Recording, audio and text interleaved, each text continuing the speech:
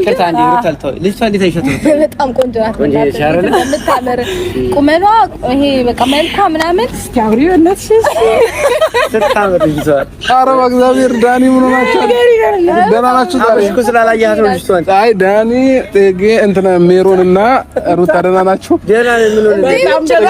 ዝም ብያችሁ ማለት ያልገባኝ ነገር ነው። ስለሰው ውበት ማድረግ ምን ችግር አለ?